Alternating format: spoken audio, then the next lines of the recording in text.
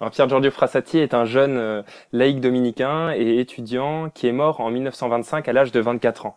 Ce qui est impressionnant chez lui, c'est que il vit dans une famille aisée, bien installée, plutôt mondaine, et il aurait tout pour s'installer dans cette vie mondaine, et pourtant il va chercher à se mettre au service des plus pauvres dans les faubourgs de Turin.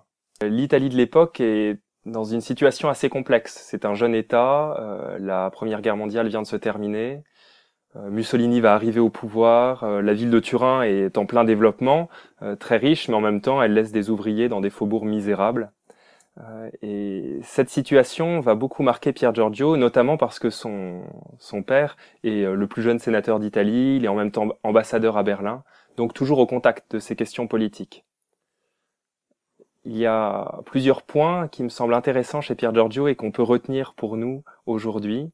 D'abord, un engagement audacieux avec une très grande liberté. Alors que l'Église est plutôt réticente vis-à-vis de ce nouvel État italien, lui va s'engager dans le mouvement populaire italien et se mettre au service de la jeune République qui démarre.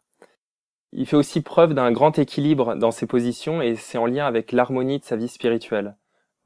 D'abord parce qu'il va condamner et le communisme et le fascisme et se battre franchement contre ces deux extrêmes politiques. Il va aussi s'engager réellement pour la paix, et ce qui va l'amener aussi à créer des ponts entre les étudiants des différentes nations européennes.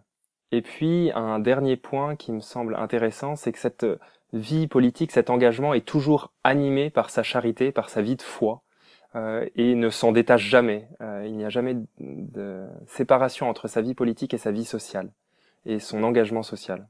Sa charité est toujours à l'œuvre et c'est pour ça qu'on le verra même dans les faubourgs de Turin en bras de chemise, allant au service de ses frères, étant prêt à les aider concrètement et aussi à les aimer. Je crois que c'est un très bel exemple à méditer et aussi à imiter.